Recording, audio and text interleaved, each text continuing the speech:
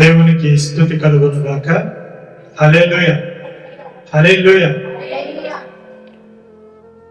దేవుడు ఈ దినం మరి ఇంతవరకు ఆవేదన సంఘమును కాపాడుతున్నటువంటి సంఘాన్ని అనగా మందని కాస్తున్నటువంటి కాపరికి ఆవేదన ఉంటుంది, బాధ ఉంటుంది.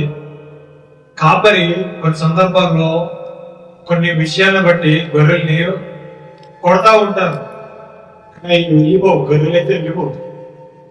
గొర్రెలు మందరికి రాకున్నప్పుడు వెతికి తీసుకొని వచ్చేటప్పుడు ఒక కర్రతో తన దగ్గర ఉన్న ఒక కర్రతో పట్టినప్పుడు అవి మరలా ఏం చేస్తాయి, మందగా కలిసిపోతాయి. కానీ వాటికి ఉన్న జ్ఞానం కూడా ఈనాడు యేసు క్రీస్తు వారు ప్రాణం ఇచ్చి రక్తం ఇచ్చి విలువనిచ్చి కొన్న నీకు నాకు మనందరికి కూడా లేకుండా పోయిందంటే వాస్తవం. ఎందుకయ్యాలంటే యోగం అంటున్నారని కాదు. ఒకవేళ అంటున్నారని బాధపడినా నీకు నాకు మనకు ఉత్తరవాది ఎవరున్నారు? యేసు క్రీస్తు ఉన్నారు. యేసు క్రీస్తు వారు నీకు నాకు మనకు ఉత్తరవాది ఉన్నారు. మొదటి యోహాను పత్రిక ఒకసారి తీద్దాము. మొదటి యోహాను పత్రిక 2వ అధ్యాయం మొదటి వచనం ఒకసారి చదువు. నా చిన్న పిల్లలారా, మీరు పాపము చేయకున్నటకై ఈ సంగతులను మీకు వ్రాయుచున్నాను. ఎవడైనను పాపము చేసిన ఎడల నీతిమంతుడైన యేసుక్రీస్తు అని ఉత్తరవాది ఎవరికున్నాడు? ఎవరికి ఉన్నాడు? మనకున్నాడు. ఉత్తరవాది మనకున్నాడు. ఆ ఉత్తరవాది ఏం చేస్తారు?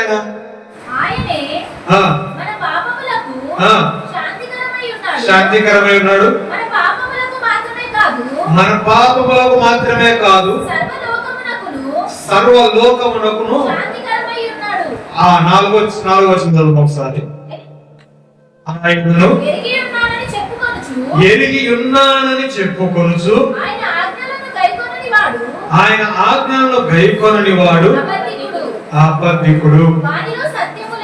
ఏం లేదమ్మా, సత్యం లేదు.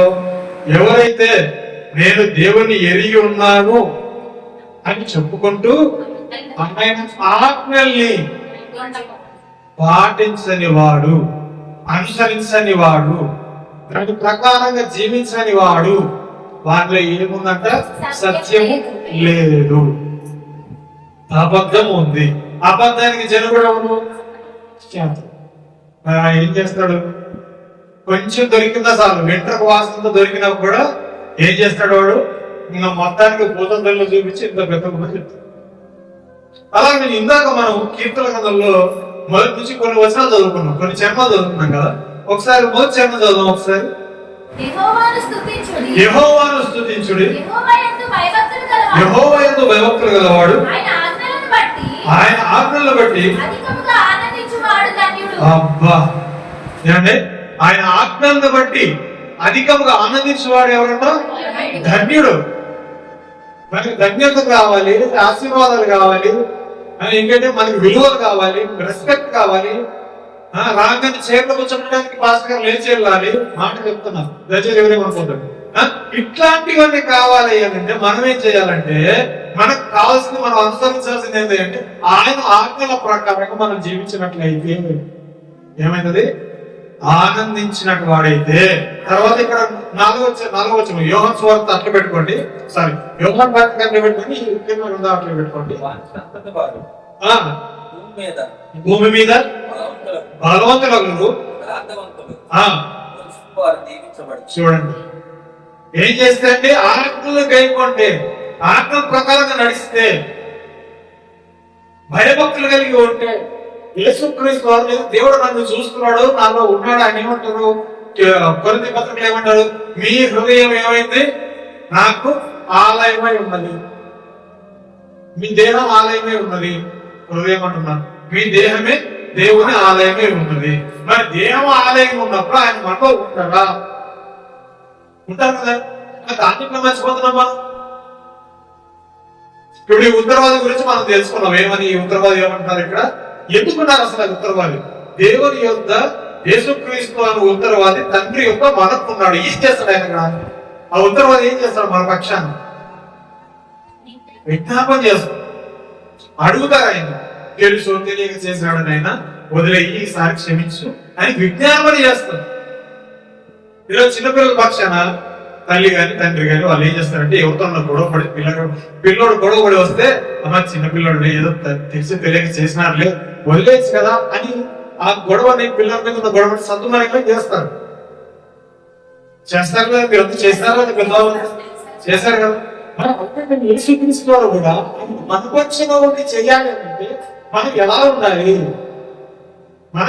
ఆయన ఆజ్ఞల్ని పాటించిన వారమే ఉండాలి, ఆయన ఆజ్ఞలు గైకొన్న వారమే ఉండాలి, ఆయన ఆజ్ఞల్ని అనుసరించిన వారమే ఉండాలి. వస్తున్నామంటే కాదు, వింటున్నామంటే కాదు, వెళ్ళిపోతున్నామంటే కాదు. అనుసరించే వారికి ఏముంటుంది తెలుసా? ఏ దాని మీద పట్టింపులు ఉండవు. ఎందుకంటే దేవుడు వాక్యం చెప్తుంది, నిన్ను వలె నీ పొరుగువాడిని ప్రేమించమని చెప్తుంది. తండ్రి దృష్టిలో అనగా దేవుని దృష్టికి మిమ్మల్ని మీరేం చేయాలి? తగ్గించుకోవాలి. మీ సహోదరుని ప్రేమించు అన్నప్పుడు సహోదరుని మీద ఎన్ని అభిప్రాయ భేదాలు ఉన్నప్పటికీ పోతే పోలే అని వదిలేస్తాం. వదిలేస్తాం లేదా? నేను వదిలేస్తాను. వాడు ఇట్టండైనా కానీ నేనైతే వదిలేస్తాను. ఇప్పుడు ఎవరో ఏదో చేస్తానని మనం అది చేస్తాం అనుకో, ఇంకా దేవుని వాక్యాన్ని ఎక్కువ నెరవేరుస్తాం మనం. ఆయన సర్వలోకానికి ఏమై ఉన్నారు? సర్వలోకమునకు సర్వలోకమునకు శాంతి ఉన్నాం. మరి శాంతిని నేర్పిస్తున్నావా? శాంతిని బోధిస్తున్నావా? శాంతిని చూపిస్తున్నావా? క్రైస్తవులను మనం ఒక్కసారి అవతల వ్యక్తి జస్ట్ ఇట్లా జలకిస్తున్నాడు, మన మాత్రం ఊగిపోతాడు. అమ్మోర్తలు వచ్చినట్టు నన్ను అక్కడ. ఇప్పుడు సపోజ్ ఒక మాట, ఇప్పటి వరకు అన్నైతే నన్ను ఎక్కువ పోరాడి అరే తొరే అనలేదు అనుకోండి. సపోజ్ ఒక మాట, ఒక చిన్న మాట, ఇప్పుడు అరే అన్నాడు అనుకున్నాం. అదే అన్నాడు. ఎట్లా అసలు అంత నిన్ను ఎట్లా అంటే అసలు అంటే నేను అంత పని నేను రాను, చర్చికి రాను. మా తప్పుగా అనుకోకండి, సిచ్యువేషన్ బట్టి నేనేం మాట్లాడకూడదు. సందర్భాన్ని బట్టి వచ్చినటువంటి మాట తప్ప వేరేది ఏమీ లేదు. ఎవరిని ఉద్దేశించినప్పుడు ఇంకోరు మీరు చెప్పుకో, నేను ఎవరు రాకుండా గురించి నేనేం మాట్లాడలేదు. దయచేసి తప్ప అర్థం చేసుకొని ఇంకొకరి దగ్గర పోయి ఇంకోటి ఏదో కన్వే అయిపోయి ఇంకోటి అయిపోయి ఇవన్నీ బాధ భరించలేము. ఎందుకు తెలిసిన ఇవన్నీ ఎట్లుంటాయంటే మాట్లాడేది ఒకటైతే అక్కడ వేసి పెన మీద వేసిన దోశ ఒకటైతే మనం వడ్డించిన పేరు మసాలా ఆడలేకపోతాయి. అందుకే నాకు ఇష్టం ఉండదు అన్నాడు. ఏమన్నా వాక్యానుసారంగా మాట్లాడదాం అంతే. ఓకే, ఇక్కడ ఏమన్నాడు? ఆయన మనకు ఉత్తరవాది ఉన్నారు. ఆ ఉత్తరవాది ఏం చేస్తారంటే మన కోసం ఆయన విజ్ఞాపన చేస్తారు. ఒకవేళ విజ్ఞాపన చేయకుండా ఇంకా అధికమవుతున్నాయి అంటే మన జీవితంలో కొన్ని పరీక్షలు వస్తుంటాయి, కొంతమంది నుంచి మాటలు వస్తుంటాయి. ఇవన్నీ వస్తున్నాయి అంటే అప్పుడు మనం అనుకోవాలి, ఒకవేళ నేనేమన్నా తప్పు చేశానేమో. అంతేనా? మనం పర్ఫెక్టా? ఆల్రైట్ 100%, 1000% మనం కరెక్ట్ కదా? దేవుడే మన పక్షం లేదు. దేవుడే మన పక్షం లేదు సార్. ఏం చేస్తాను సార్? నేను అన్ని లేకున్నాను సార్. ఏమిటో కరెక్ట్ చెప్పు. నా భార్యకి అన్ని పొలాలు తెచ్చినా, నా భార్య చీరలు తెచ్చినాను, లేకపోతే నా ఇంట్లో చూసుకున్నాను. నాకు నా గుడి నీ కుటుంబంలో ఎవరికి కావాలి? రైతులు పెట్టుకున్నావు, సంఘంలో ఎలా ఉన్నావు? సంఘాన్ని ఎందుకు ఏర్పరచుకున్నారు అసలు పెద్దలు? సహవాసంగా కూడుకోవడానికి, ఒకరికొకరు ప్రార్థన చేసుకోవడానికి, ఒకరు కష్ట దుఃఖాలు ఒకరు ఉండడానికి. అంతేకాని ఆనాడు 120 మంది పోయి పిల్లల ప్రార్థన చేస్తే పరిశుద్ధ దేవుడు ఇచ్చారు. ఈ రోజు ఇక్కడ 100 మంది వచ్చి కూర్చున్నా కూడా పరిశుద్ధ దేవుడు ఒక వ్యక్తి రావాలంటే ఊగిపోవడం కాదండి బాబు. మనకి వాళ్ళ కూడా గుర్తుపెట్టుకోండి, ఊగిపోవడం కాదు. వాక్చాతుర్యం మారాలి, మనసు మారాలి, కంటి చూపు మారాలి, మాట్లాడే విధానం మారాలి. ఇవన్నీ మారినప్పుడే మనలో దేవుడు ఉన్నాడు. ఆయన ఏమంటుందండి, ఇంకో విషయం చెప్పండి, తిష్ట వేసుకొని కూర్చున్నాడు అనుకోవాలి అంతే. ఇంకంటే ఆయన వెళ్ళిపోవడం మన నుంచి అన్ని నేర్చుకోవాలి మనం. మరి వాళ్ళందరూ చేశారు, మనం చేద్దామంటే సరే చేద్దామే, వాళ్ళందరూ చేశారు కదా చేద్దాం, వేద్దాం, మోకాలు వేద్దాం అంటే మోకాలు వేయలేము.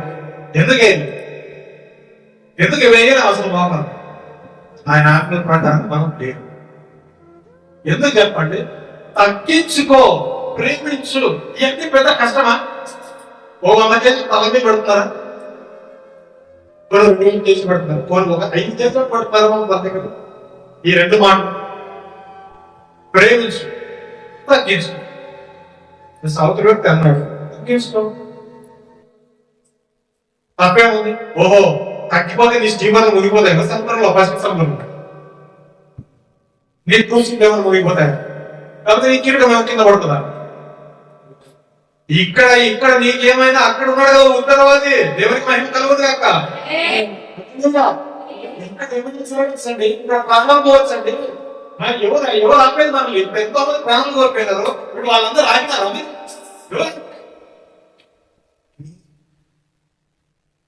ఉత్తరవాది ఏమన్నారు? యేసు క్రీస్తు. దేవునికి మహిమ కలుగుతుంది. హల్లెలూయా. ఇది ఎందుకు గ్రహించట్లేదు సంఘం? అసలు ఇలా ఎందుకు గ్రహించట్లేదు? లేరు అనుకున్నారా ఉత్తరవాది? మనకి ఎవరు ఉన్నారు కదా? మనం ఏం చేసినా ఆయన ఉత్తరం రాసి పెడుతుంటారు కదా, అంటే పక్కన బుక్ లో రాసి పెడుతుంటారు కదా. అదేంటి బ్రదర్ పలానా వాళ్ళు ఇట్లా ఉన్నారు బ్రదర్, నేను ఎట్లా రావాలి? కృష్ణమైన అక్కడ నేను తిట్టే బ్రదర్, నేను ఎందుకు వస్తానండి? ఎజ్రా బ్రదర్ ఇట్లా అన్నాడు బ్రదర్, కృష్ణమైన ఎందుకు ఇవి అంటే తగ్గింపు చూపించే సమయం వచ్చినప్పుడు తగ్గింపు చూపిపోతే ఇంకేంటంటే మనం ఇంకా ఇక్కడికి వచ్చి రక్తంలో శరీరంలో పాల్గొంది ఇంకేంటి ఆయన వాక్య ప్రకారం ఉన్నామని బయట చూపించుకోవడానికి కాదు కదా. ఇక్కడే లేరు. ఇప్పుడు ఇంట్లో భార్య భర్తలే ఏమంటారు అన్నిటికీ ఉండరు, బయటకు వచ్చిన తర్వాత ఓ అన్నినంగా ఏమంటారు ఒకరి చేయి ఒకరు పెట్టుకొని ఒకరి చేయి ఒకరు పెట్టుకొని ఒకరు ఏమన్నా కాకుండా మూతి తుడుచుకొని అది తుడుచుకొని ఖర్చు చేసి అన్ని చేస్తే ఇంట్లో పెద్ద మళ్ళీ గొడవ. ఏదో బయట మంది చూపించేదా, లోపల చూపిస్తే హ్యాపీగా ఉంటారుగా. అమ్మా తప్ప ఏమో చెప్పింది.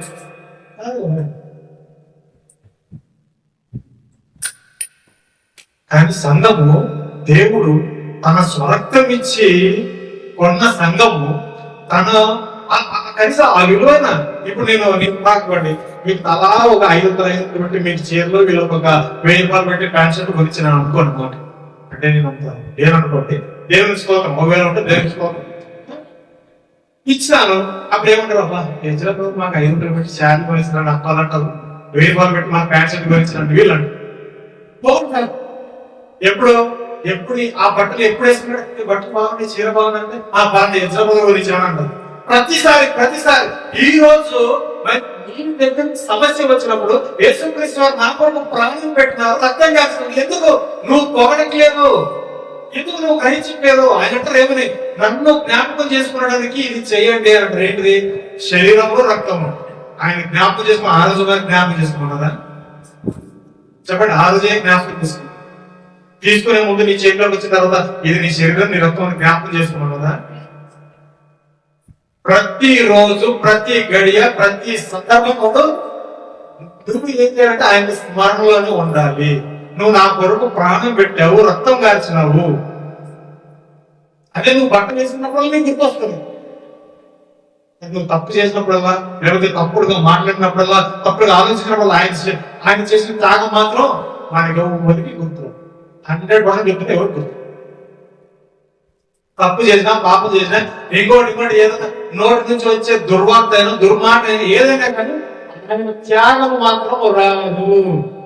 ఏమంటే కౌంటర్లు ఎన్కౌంటర్ అవసరమా? ఈ నోటి నుంచి పోకిరి మాటలైన రానియద్దు, సరసోక్తులైన రానియద్దు. తీసేద్దామో పౌలు గారు మాట్లాడిన మాటని బైబిల్ నుంచి. ఎందుకు? తగ్గింపు లేని జీవితాల్లో ఇవన్నీ ఉంటాయి. ఎవరు ఏమనుకుంటారు లేండి, అందరూ మనమే కదా. నేను చిన్నవాడిని కావాలంటే రెడీ చేసి పెట్టి వచ్చిన, నేను రెడీ చేసి పెట్టి వచ్చిన కట్టేసి పెట్టు లోపం. ఏం రెడీ చేసినాడంటే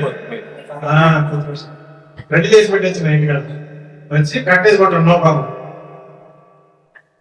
మనకు ఉత్తరవాది ఉన్నప్పుడు మనం భయపడము. అని ఉండేది మనకు ఒక్కటే ఒక నిరీక్షణ ఏంటంటే ఇది కృపాకాలం, పాప క్షమాపణ ఉంది. ఇంకోటి బుద్ధిపూర్వకంగా చేసే పాపానికి క్షమాపణ ఉందా? బుద్ధిపూర్వకంగా అనుకోకుండా ఏదో వెళ్తా వెళ్తా నేనేదో మాటలో ఫ్లోలో వచ్చి మీరంతా తప్పడంలో అని మాట ఫ్లోలో తప్ప అనుకోదండి అన్నాను అనుకోండి, దానికి లేదు. ఉద్దేశపూర్వకంగా నా లక్ష్మణ నీకుందా అని ఇట్లా ఏం చూపించారంటే అర్థం అన్న తప్పు అనుకోండి. ఇట్లా అన్నానంటే తప్పు. అనుకోకుండా ఏమైనా వచ్చిందంటే దాంట్లో ఏమనుకోదు, ఎందుకంటే ఆ మాటలో వెళ్ళిపోతుంటది అంతే. కానీ బుద్ధిపూర్వకంగా అంటే ఉద్దేశపూర్వకంగా చేస్తా ఉంటాం. ఏది మాట అయినా ప్రవర్తన. ఎవరు చిన్నపిల్లలు కాదు, వాళ్ళు చిన్నపిల్లలు అయితే ఏదో తెలియక చేసినాడు అనుకో. ఇప్పుడు నేను చిన్నపిల్లలు అయితే కాదు, పుసుక్కన ఆపాను కానీ నన్ను మాట అని చెప్పేసి మైక్ పెట్టి బాగా ఎత్తుకొని అనుకో, దానికి ఏమైనా విలువ ఉంటుందా? ఎందుకన్నారు తర్వాత టైం బట్టి ఆ టైం లేదు కదా కొన్ని ఆలోచించాలి మనం కూడా. అందుకని అంటారు మనకు ఉత్తరవాది ఉన్నప్పుడు మనం ఇలా ఉంటున్నాము. అందుకే ఎదిగి ఉన్నానని చెప్పుకొనొచ్చు. నేను ఎదిగి ఉన్నాను. ఎవరిని? యేసుక్రీస్తు వాడు నాకు తెలుసా, గొప్ప దేవుడు సార్ బయట చెప్తున్నాం చాలాసార్లు బయట చెప్తాం మా దేవుడు గొప్ప దేవుడు నా ముగ్గో ఈ రెండు మాటలు చెప్పేవాడు అనుకో, మా దేవుడు గొప్ప కాదు, మా దేవుడు మా కోసం ఏం చేయలేదు అంట. ఈ రెండు మాటలు తప్ప ఏమో కొంతమందికి నేను చెప్తున్నాను. కానీ దాన్ని చెప్పేది చెప్పాలి. ఆయన ఎదిగి ఉన్నానంటే ఎదుగుతున్నావు అసలు ఆయన ఎట్లా తెలుసుకున్నావు అంటే ఎట్లా తెలుసు ఆయనకి. ఇప్పుడు ఎట్లంటే ఏం తెలుసు, నేను చేసే డ్యూటీ తెలుసు, నాకు ఒక పరిస్థితి తెలుసు, నేను ఇంత తెలుసు, నేను ఎప్పుడు పోతానని తెలుసు, నేను ఎప్పుడు వస్తానని తెలుసు, కానీ నేను మాట్లాడని తెలుసు, నేను ఎట్లా అవుతానంటే అది తెలుసు. ఆ రీతిగా దేవుడు ఎరిగి ఉన్నానయ్యా, దేవుడు ఎదిగి ఉన్నానయ్యా అంటే నీకు ఎలా ఎదుగున్నావు, అసలు ఎలా తెలుసుకున్నావు?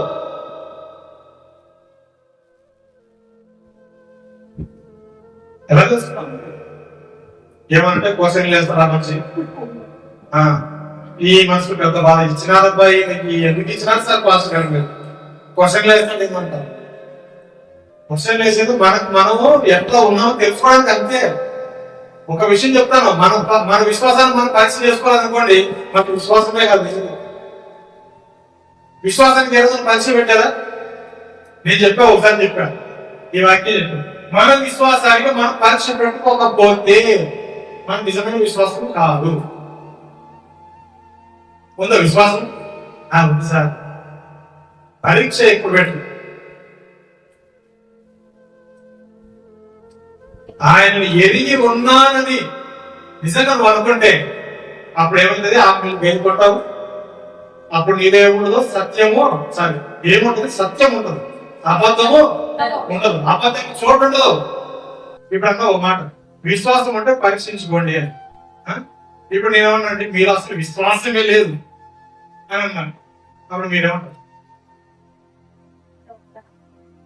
నాలో ఉంటే పక్కన పెట్టామా, నాలో ఉంటే నేను మిమ్మల్ని అడుగుతాను. నాలో ఉందో లేదో నేను పట్టించుకోను. మీరు మిమ్మల్ని అడుగుతాను, మీలో విశ్వాసమే లేదు అసలు అని అన్నాను. మీరేమన్నా కదా? మా మనసులో ఉందో నువ్వు చూసావా?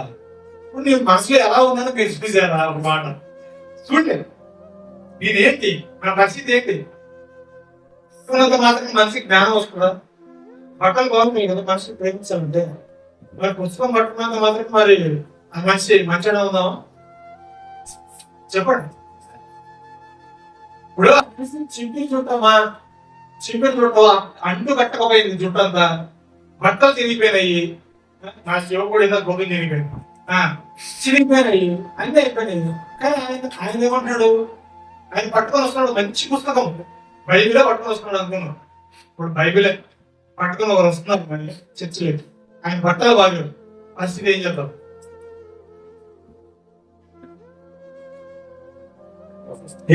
వద్దంటాం మనం.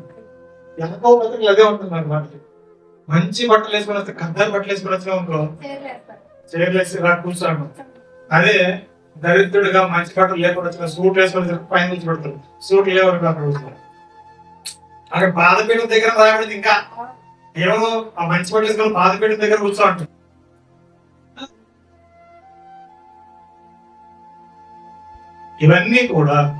ఇవన్నీ కూడా దేవుని పిల్లలమైన ఆయన స్వరత్వం నిజంగా మనం కడగబడి ఉంటే 10 రూపాయలు లక్ష్యం పెట్టక అంతరంగంలో మనం కూడా గ్రహించేవాళ్ళై ఉంటాం. దేవునికి మహిమ కలుగును కాదు. మీరు నన్ను పోలి నడుచుకోండి అని పౌలు గారు అంటే, పౌలు గారికి నువ్వు నన్ను పోలి నడుచుకో అంటారు యేసుక్రీస్తు. ఆయన పోలి నడుచుకో అన్నప్పుడు ఐదో రూపాయలు చూసి ఆ సిస్టర్ ఇట్లా మాట్లాడుతుంది, ఆ బ్రదర్ ఇట్లా మాట్లాడుతుంది. అంతే తినాలంటే బాబు మనం ఎన్ని రోజులు ఉంటామో ఎంతసేపు ఉంటామో కూడా తెలీదు. రోజు కూడా కదలేదు, ఎంతసేపు ఉంటామో తెలీదు. అంత్య దినాలు మీరు అప్పుడే సందేహాలు జరిగిపోతున్నాయి, అన్ని జరిగిపోతున్నాయి. మీకు తెలియకపోయినంత మాత్రం, మనకు తెలియకపోయినంత మాత్రం ఇంకా రాకడ రాదు, ఇంకా అంతము రాదు అనుకున్నాడు వచ్చేమో.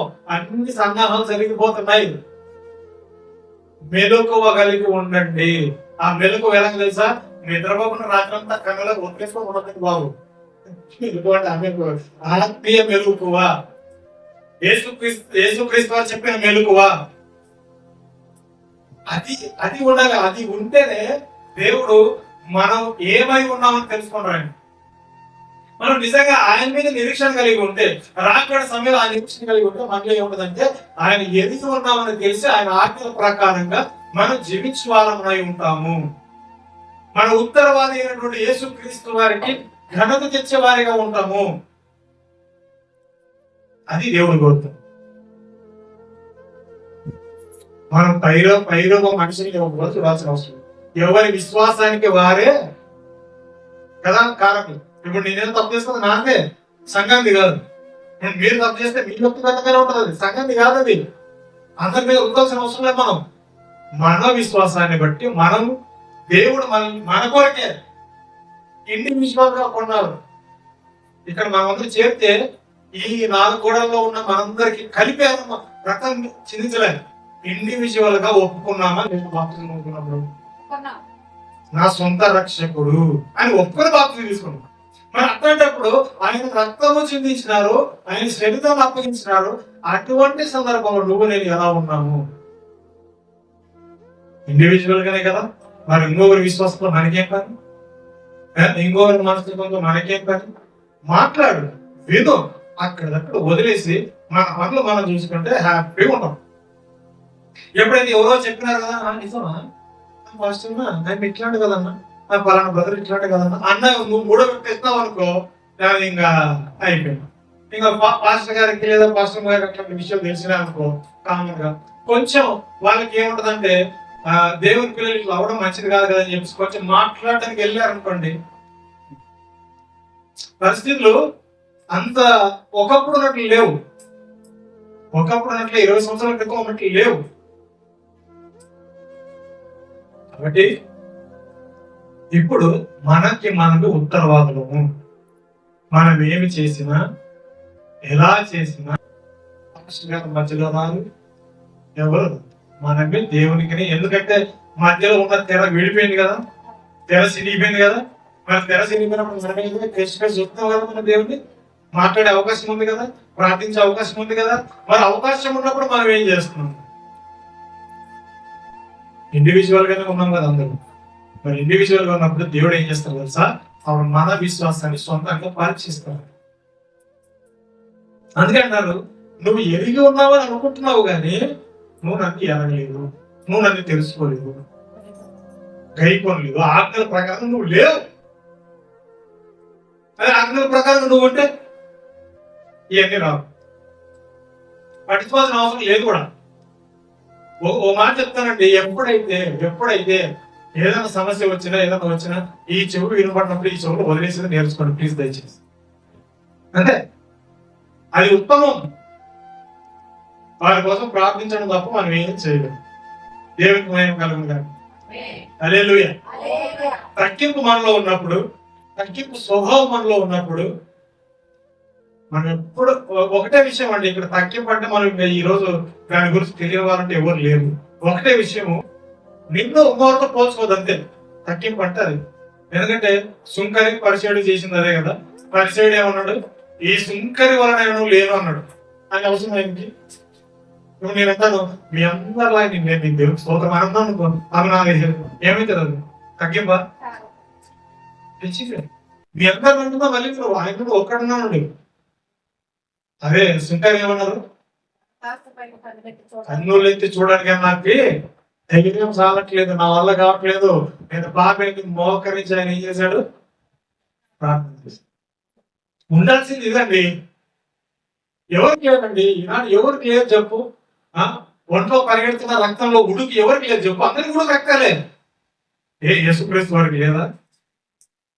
33 సంవత్సరాలు ఎంత ఎవరు లాగి పెట్టి పడితే అవసరం మిగుతాడా?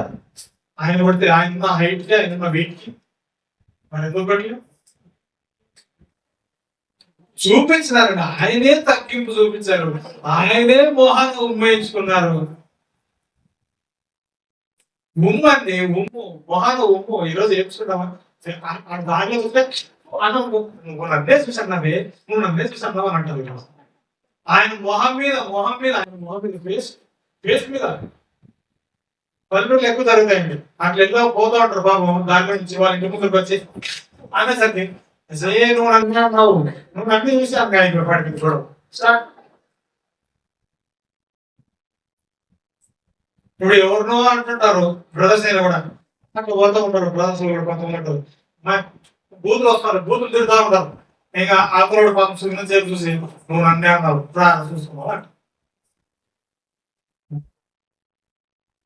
ఎవరికి లేదండి ఉడుకరక్తం, అందరికీ ఉడుకరక్తలేదు. రేపు చచ్చిపోతాడు ముసలోడు.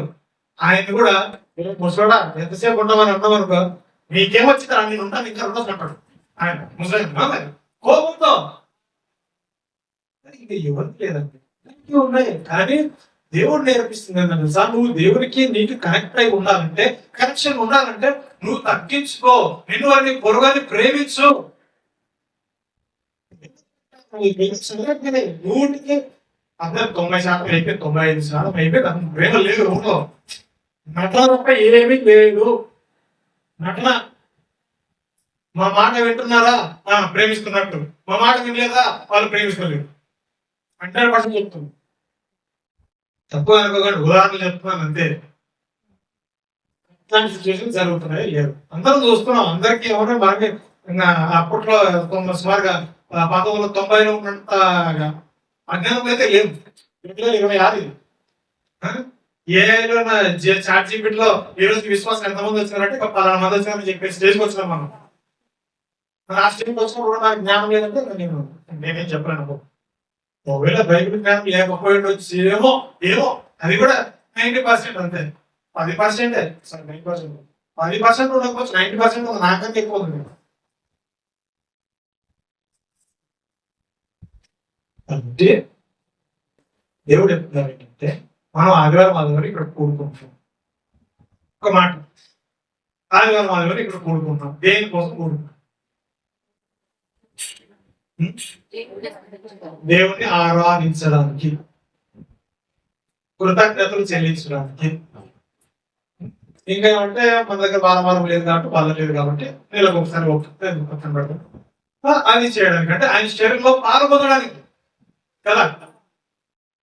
అంతేగాని ఆ ఒక్కటి చూస్తున్నాం కానీ మనం ఒకరితో ఒకరు ప్రేమ ఉండడానికి కానీ, ఒకరికొకరు తగ్గించుకున్నాం అనే దానికి, సాదృశ్యంగా ఉన్నామా లేదా అనే దానికన్నా లేదు. ఇదైతే లేదు.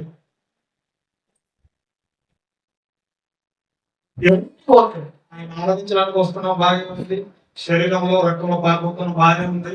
మాస్టర్ గారు చెప్పిన వాక్యం వింటున్నాం, బాగానే ఉంది. ఒక పెద్దలు చెప్పారు.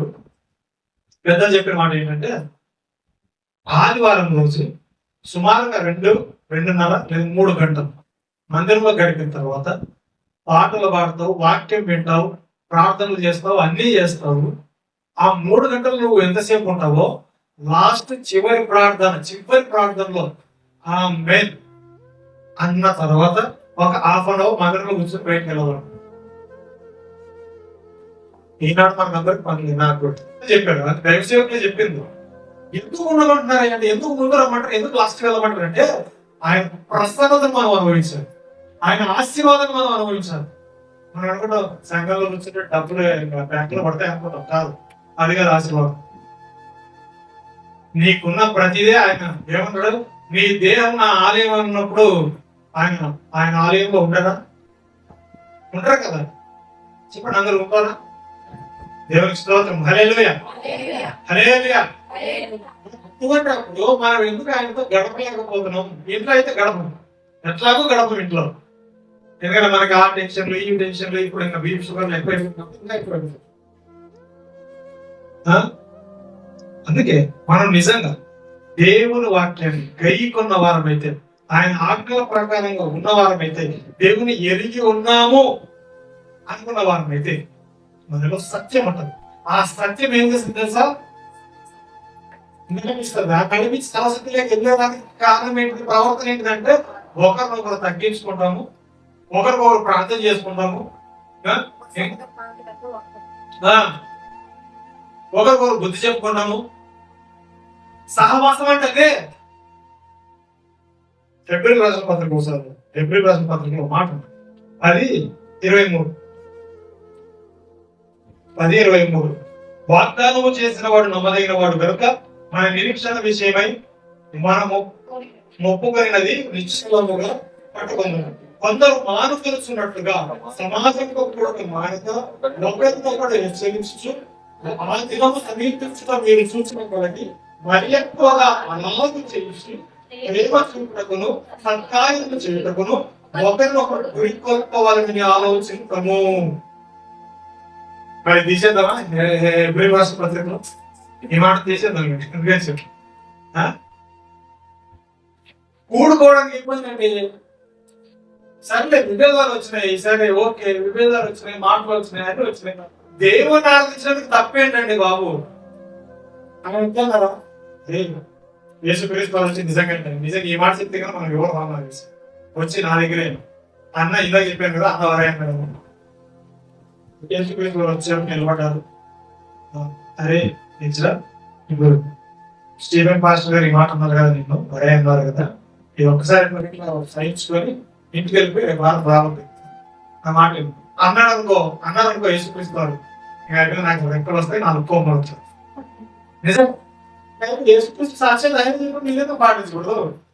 మీతో మేము పాటించిన మళ్ళీ అది ఒక్కటి మాత్రం పాటిస్తాం. ఎందుకంటే అది నాకు తప్పుగా అనిపించింది. మనం అనుకుంటాం ఇప్పుడు నాకు ఒక్కరికే తప్పు అనిపించింది, మీ అందరూ తప్పు అనిపించాలి. ఎందుకంటే వయసులో పెద్దోడు అంటే ఏమైంది, తప్పు ఉందా, అంత తప్పు వచ్చిందా అంటారు మీరు. ఎవరైనా అంతే కదా, సంఘంలో అంటే మనం అందరూ ఒకటే రక్తంలో కడగబడ్డ వారు ఒకరికొకరు ఒకసారి తిట్టుకుంటాం, ఒకసారి మాట్లాడుకుంటాం, ఒకసారి అనుకుంటాం, ఒకసారి ఏదో అవుతూ ఉంటుంది. అంత మాత్రానికి ఇంకా ఏమంటుందండి, ఆయనకి దూరం అయిపోతే ఎవరికి బాధ చెప్పండి? ఎవరికి బాధ?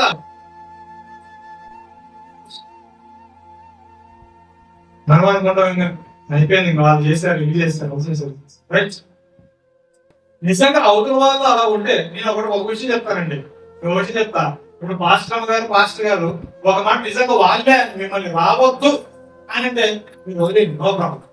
కానీ వాళ్ళు అంటారు కదా, మరి ఇంకేంటి మన ప్రాబ్లం?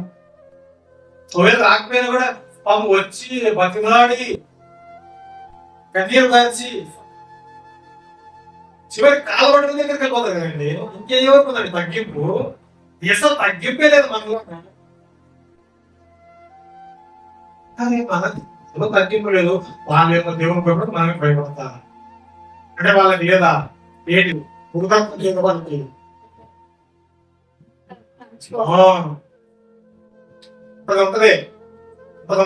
ఎందుకంటే ప్రతి ఒక్కరికి కానీ తగ్గింపు చూపించాలి. వాళ్ళిద్దరు చూపించకపోతే మనం ఎట్లా నేర్చుకుంటాం? సంఘం ఎట్లా నేర్చుకుంటది? ఆ నేర్పించే క్రమంలో చూపించలేకపోతే ఒకసారి ఎవరు రాకపోతే వెళ్ళిపోతారు, బతికాడతారు, కాలబడి. అది ఇంటెన్షన్ అర్థమవుతుందా? అంతరంగం అర్థమవుతుందా? అది ఎవరు చూస్తున్నారు అసలు? మనుషులు చూడడానికి కాదు. నేనంటా నువ్వు ఒప్పుకున్నా, నేనైతే ఒప్పుకోండి. ఏమంటే మనుషులు చూసేటట్టయితే కాదు, దేవుడు చూస్తున్నాడు. దేవుడికి మేము కాదు కాదు దేవుడు చూస్తున్నాడు. మనం చేసే పాపమే దేవుడు చూస్తున్నప్పుడు ఇట్లాంటి తగ్గింపు విషయాలు దేవుడు కూడా చూస్తారు. దానికి తగిన ప్రతిఫలము దేవునికి మేము కలుగునుగా. హల్లెలూయా. యెహోవా యందు భయభక్తులు కలిగి ఆయన ఆజ్ఞలు గైకొన్నట్లయితే వాడి ఇల్లు సంతోషంగా ఉంటది, వాడి మనసు సంతోషంగా ఉంటది. ఇంకా 110 కీర్తన మొదటి శాతం, రెండు శాతం. అంతకు బట్టి అధికంగా ఆనందించుకుని ధన్యుడు, వారి సంగతి వారు భూమి మీద బలవంతులగుదురు, యథార్థవంతుల వంశపు వారు దీవింపబడుదురు. సరే, యథార్థవంతుల వంశపు వారు దీవింపబడుతున్నారు. మొదటి యోహాను పత్రిక మళ్ళీ ఇంకా ఒక రెండు విషయాలు చెప్పి ముగించాను. ఒక్క నుంచి మాడగలమా? 9వ వచ్చాను ఒకసారి, 9వ వచ్చాను. వెలుగులో ఉన్నానని చెప్పుకొనుచు తన సహోదరుని ద్వేషించువాడు ఇప్పటి వరకు చీకటిలోనే ఉన్నాడు. చాలా ఎక్కడ ఉన్నాడంట? పైన ఏముంది? పైన 4 ఏముంది? ఆయన ఎదిగి ఉన్నానని చెప్పుకొనొచ్చు, ఆయన ఆజ్ఞలను గైకొనని వాడు అబద్ధికుడు, వాడిని సత్యము లేదు. తర్వాత ఇక్కడేమొచ్చింది? వెలుగులో ఉన్నానని చెప్పుకుంటున్నాము, నేను యేసుక్రీస్తు వారిని సాక్షిని చెప్పుకుంటున్నాము, బైబిల్ పట్టుకొని తిరుగుతున్నాము. కానీ మనం ఏం చేస్తున్నాం? మనం ఎవరి మీద ప్రేమ, మన సహోదరుని ఏం చేస్తున్నాము? ద్వేషిస్తున్నాము. కనుక మనం ఎక్కడున్నాం? ఇంకా ఇప్పుడు అదే బైబిల్ వాక్యం, ఈ వాక్యం పట్టుకొని అవతల వ్యక్తి ఎన్ని అన్నా ఏమి చేసినా మరలా పోయి వాళ్ళ దగ్గర పోయి మాట్లాడుతూ నవ్వుతూ ఉన్నాం అనుకోండి, వాళ్ళు ఏమనుకుంటారు చెప్పనా? భవిష్యత్తు లేదు, ఏమి లేదు, ఎన్నిసార్లు చీకటి అట్లా అంటారా? చీ అంటారు. ఏం వస్తాయి ఎన్నిసార్లు, ఇంకెన్నిసార్లు? కానీ వాళ్ళు ఏం లేదట. ఈ వెళ్ళే వ్యక్తి ఎవరైతే పదే వెళ్తున్నాడో, వాళ్ళతో సాహసం కలిగి ఉంటున్నాడో, ఆ వ్యక్తిలో వెలుగుంది. ఎవరైతే వెలుగులో ఉన్నాడని వాళ్ళని ద్వేషిస్తున్నాడో, చీ కొడుతున్నాడో, ఆ వ్యక్తిలో ఏమి లేదు, వెలుగు లేదు. వాళ్ళు ఏముంది? చీకటి ఉంది. ఇది కదా 10. తన సహోదరుని ప్రేమించువాడు వెలుగులో ఉన్నవాడు, అతని యందు అభ్యంతర కారణం ఏదీ లేదు. దేవునికి మహిమ కలుగును గాక. మనం ఒకరికొకరు ప్రేమించుకుంటే, మనం ఒకరికొకరు తగ్గించుకుంటే, మనం ఒకరికొకరు వాక్య ప్రకారం మనం జీవిస్తాం. మనలో ఏమి లేదు, అభ్యంతర కారణం ఏమి ఉండదు. అభ్యంతరాలు వస్తున్నాయంటే ఆ వచ్చిన వారికి శ్రమ అని రాయబడింది. అభ్యంతరం రాక మానవు. ఆ అభ్యంతరం యోగంలో వచ్చిందో ఆ అభ్యంతరం తెచ్చినటువంటి వ్యక్తికి శ్రమ. మామూలు వాళ్ళు చూసిన బాగానే ఉంటారు, కానీ ఆ అభ్యంతరం ఎవరి వల్ల వస్తుందో ఆ అభ్యంతరం కలిగించిన వ్యక్తికి శ్రమ. నేనే ఉన్నాను, నాన్న మాట నేను వెళ్ళిపోయాను, నేనే ఇంకా తోబుతురు, నేను వెళ్ళిపోయాను, నేను ఒక నెల రాలేదు. ఎవరు శ్రమ? సంఘానిక? నాకే కదా. ఏమన్నా లేదు, మీరు మిమ్మల్ని ప్రేమిస్తున్నా బాగా. నేను పోస్తే మీ మా 4 గోడలకు నా గుండెలో ఉన్న చూడని చీల్చి చూపిస్తాను అని అడిగిపోతా, ఇంకేసిపోతా. ప్రేమ రాయబడింది, తన సహోదరుని ప్రేమించేవాడు వెలుగులో ఉన్నవాడు, అతని యందు అభ్యంతర కారణం ఏమీ లేదు. తన సహోదరుని ద్వేషించువాడు చీకటిలో ఉండి చీకటిలో నడుచుచున్నాడు. చీకటి అతని కన్నులకు వృద్ధితనము కలుగజేసను గనుక తాను ఎక్కడికి పోవుచున్నాడో అతనికి తెలియదు. నాకు అనిపోతున్నాను, నేను అంతే ప్రేమిస్తున్నాను, నేను వెళ్ళిపోతున్నాను, కానీ నేను ఎక్కడ పోతున్నా నాకేది. ప్రతిసారి నన్నే అనుకుంటున్నాను. కారణం ఏంటంటే ఇది ఎవరి మీద రాకూడదని అంతే. మళ్ళీ ఇంకా ఏదేదో వెళ్ళిపోతే నాకు అది భయం. ఉన్నది ఒకటి చెప్తున్నాను అంతే, కానీ నాకే చేసుకున్నాను, అది బెటర్. చీకటి ఏమని గుడ్డితనము చేసింది, దాని ఎక్కడికి పోతున్నాడో తెలియదు. దయచేసి అంత్యకాలము రాకడ సమయము దగ్గర పడింది. ఇట్లాంటివి చాలా జరుగుతాయి, కుటుంబాలు జరుగుతాయి, సంఘంలో జరుగుతాయి, ఇంకా ఎక్కడెక్కడ జరుగుతాయి, చాలా జరుగుతాయి. పాపం కూడా అప్పుడు మనం ఏమన్నా పాపం చేయడానికి పోతే కూడా అది ఏం చేస్తారు, న్యాయంగానే కనబడుతుంది. దయచేసి గమనించండి, పాపం ఎలా కనబడుతుంది అంటే న్యాయంగానే కనబడుతుంది. ఇది తప్పు కాదు, ఏ తప్పు మనం వ్యక్తి చేయలేదు, నీకెందుకు కోరిక? యేసుక్రీస్తు చెప్పాడా? ఎవరినో పోల్చుకోమని చెప్పాడా? నన్ను పోలి నడుచుకోమన్నారు ఆయన. మరి నన్ను పోలి నడుచుకోమంటే ఇంట్లో పాపం ఉందా? మరి లేదు, నువ్వు మనం ఎందుకు చేస్తున్నాం? మరి అంటే ఆయన ఆత్మలు మనలో లేవు. దేవుని స్తోత్రం. అవి ఉంటే ఆ ప్రకారం కాబట్టి మనం సహోదరుని ప్రేమిస్తున్నామని నోటి మాటతో కాదు, కానీ మాటతోనూ నాలుకతోనూ కాక క్రియతో ప్రేమిస్తాం. క్రియతో ప్రేమ చూద్దాం, క్రియతోనే ప్రేమ కలిగి ఉన్నాం. అది ఉత్తమం. ఈ అంత్య దినాల్లో ఎవరు ఏమనుకున్నా మనకు పొరపడదు అని చెప్తాను. ఎవరి విశ్వాసానికి వారే బాధ్యులు కదా. ఇప్పుడు మనం అందరూ ఇంతమంది ఉన్నాం, మీరందరూ పర్లోకంగా ఎత్తపడ్డారు, నేను ఒక్కడే పడ్డాను. మన కారణం ఏంటి? ఏమంటారు దాన్ని చెప్పండి. ఇప్పుడు వచ్చిందే, అక్కడ వచ్చింది. మీరు వీడియో చూసింటారు కదా, ఉన్నటువంటి మాయమైపోయి వీడియో చూశారు కదా. మరి అట్లా మీరందరూ వెళ్ళిపోయారు, నేను ఒక్కడే నిలబడిపోయాను. అందుకే నన్ను నేను అనుకుంటున్నాను.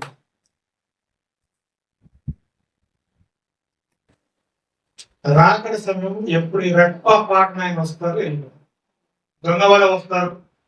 మనమందరూ ఇళ్ళకి తాళం ఇచ్చామా మరి అదే దొంగ అక్కడికి వచ్చి ఏం చేస్తారు తెలియదు కదా. అట్లా పక్క నుంచి రాత్రి కానీ రాత్రి వస్తాయి. అలాగనే దేవుడు యుద్ధ రాకడ కూడా అలాగనే ఉంటుంది, కానీ సిద్ధపడి ఉండాలి. అర్థమైంది దేవుడికి ఉంటారు. రాకడ సమయంలో యాక్చువల్ రాకడ గురించి తీసుకోండి, కానీ సబ్జెక్ట్ ఇది 112 కీర్తన చదివేసరికి నాకు ఎందుకు దాని గురించి వివరించాలనిపించింది. దానికి తోడు యోహాను పత్రిక వివరించాలని అట్లా వచ్చింది. ఇంకా గురించి ఇంకేం లేదు. దేవునికి మహిమ కలుగును గాక. రాకడ సమయం ఎప్పుడో తెలియదు. స్టీఫెన్ సంఘం పెట్టుకుంటే శివుడు ఇదే మాట అంటాడు. సుమారు 7 సంవత్సరాలు ఇంకా రాలేదు అనుకోద్దు అని అనుకోద్దమ్మా. రెప్ప పాఠం వస్తుంది. సిటీలు అంత్యక్రీస్తు రావడానికి సిటీలు రెడీ అవుతున్నాయి. ఎన్నో 20 ఏళ్ళలో సిటీ రెడీ అవుతుంది. అంత్యక్రీస్తు అంటే నేను మామూలుగా నా జ్ఞానం చెప్తున్నాను, మళ్ళీ నీకు జ్ఞానం కాదు. ఆయన ఎప్పుడు రావచ్చు ఇక్కడ రావచ్చు, కానీ మాటకి చెప్తున్నా. కొన్ని నగరాలు పట్టణాలు తయారవుతున్నాయి. ఆయన ఎక్కడి నుంచి వస్తాడు, ఎవరు అంత్యక్రీస్తు ఎవరికైతే బయటపడతాడో అప్పుడు అన్ని సంభవాలు జరుగుతూ ఉంటాయి, ఒక్కొక్కటి. దయచేసి ఆయన వైపు నిలబడగలిగి ఉన్నాం. ఎన్నో ప్రపంచ రహస్యాలన్నీ బయటపైపోయినాయి. చూసారా టీవీలో ఎన్నో ప్రపంచ రహస్యాలు. ప్రపంచంలో మేధావులైనటువంటి వారు, ప్రపంచంలో తెలివైన వారు, ప్రపంచంలో ధనవంతులైన వారు, ప్రపంచంలో నెంబర్ 1 పొజిషన్ లో ఉన్నటువంటి వారి యొక్క రహస్యాలు బయటపైపోయినాయి. గుర్తుపెట్టుకోండి, నీ నా రహస్యాలు పెద్ద కథ ఏమి కాదు, పెద్ద జ్ఞాపకం ఉండవు, చాటకేం ఉండవు. మన రహస్యాలు కూడా బట్టపైన రోజు వస్తున్నాయి. రహస్యంగా ఉండద్దు, యథార్థంగా దేవుని ఎదుట మనం ఉన్నాం. దేవుని కలుగును గాక, దేవుని స్తుతి కలుగును గాక. దేవుని వాక్యం దీవించి ఆశీర్వదించుగాక.